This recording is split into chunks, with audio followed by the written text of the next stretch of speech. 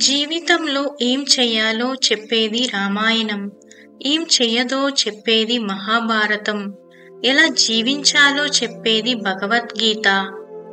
అభివృద్ధి అంటే రంగురంగుల ఎత్తైన భవనాలను నిర్మించడం కాదు, ఉన్నతమైన వ్యక్తిత్వాలను నిర్మించడం ద్వారా దేశ ప్రగతి సాధ్యమవుతుంది.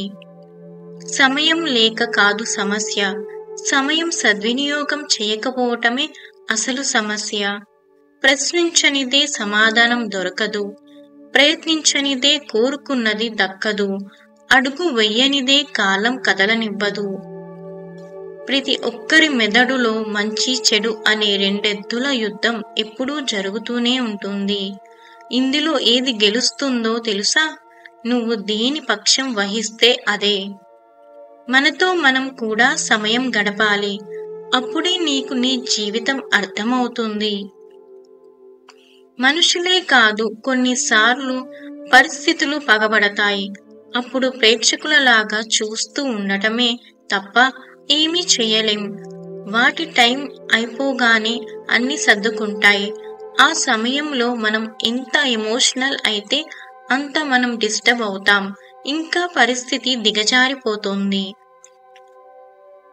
విద్య మనిషి జీవితానికి వెలుగునిస్తుంది, మనిషి వికాసానికి నడవడికి తోడ్పడుతుంది.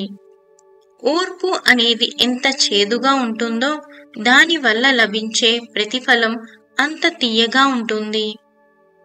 ఈ రోజుల్లో అవసరం ఉన్నప్పుడు నువ్వే అంతా అంటారు, అవసరం తీరిపోయాక నువ్వెంత అంటారు.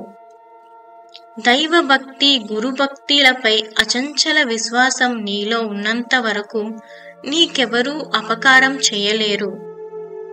నిజానికి అబద్ధానికి తేడా ఏంటో తెలుసా?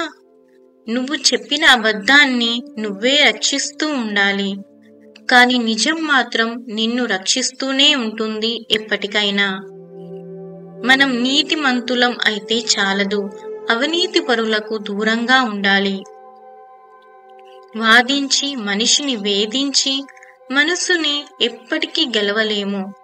గౌరవం, ప్రేమ, స్నేహం అనేవి అతి తక్కువ సమయంలో ఎక్కువ లాభాలు తెచ్చిపెట్టే పెట్టుబడులు. మనం ఎంతిస్తే అంతకి రెట్టింపు మన దగ్గరికి వస్తుంది. నీ వేషం నీ సంస్కృతిని, నీ భాష నీ సంస్కారాన్ని తెలియజేస్తాయి. ప్రతి మనిషికి వ్యక్తిత్వం ఉన్నట్లే ప్రతి దేశానికి, జాతికి ఒక వ్యక్తిత్వం ఉంటుంది. దాన్ని పరిరక్షించుకోవాలి. అలా చేయని నాడు ఆ జాతి నశించిపోతుంది. వ్యర్థమైన మాటలు వేలాదిగా చెప్పటం కన్నా శాంతిని, అభివృద్ధిని ఇచ్చే ఒక్క మాట చాలా గొప్పది. కరుణ కలిగి ఉండండి, వివేకంగా ఉండండి, ప్రేమ కలిగి ఉండండి. ఇతరులను వివేచనతో చూడండి. ప్రజలు ఎలా ఉన్నా అంగీకరించండి. వాళ్ళు అలాగే ఉంటారు. వాళ్ళు సరిగా ఉన్నారో లేదో అని నిర్ణయించడానికి నీవు ఎవరు? వాళ్ళు తప్పుగా ఉంటే వాళ్ళే అనుభవిస్తారు. వారు మంచిగా ఉంటే ఇతరులతో ఆశీర్వదింపబడతారు. అన్నిటినీ అందరినీ ఖండించటానికి నీవు ఎవరు? విజ్ఞానం అనేది ఒకరి నుండి మరొకరికి చేరినప్పుడే దానికి విలువ. అనంత విజ్ఞానం సంపాదించినా అది నలుగురికి పంచకపోతే నిష్ప్రయోజనం. వినుగురు పురుగు ఉన్న కాస్త వెలుతురును లోకానికి పంచాలని చూస్తుంది. కాబట్టి మనలో ఏ కొద్ది విజ్ఞానం ఉన్నా అది ఇతరులకు పంచినప్పుడే ప్రయోజనం, సార్థకత. మంచిని ఎక్కడ ఉన్నా గ్రహిద్దాము, మంచిని నేర్చుకుందాము, మంచిని ఆచరించుదాము, మంచిని అందరికీ పంచుదాము, మంచి పేరుతో మరణిద్దాము. ఒక క్షణం సహనం కొండంత ప్రమాదాన్ని దూరం చేస్తే, ఒక క్షణం అసహనం మొత్తం జీవితాన్ని నాశనం చేస్తుంది.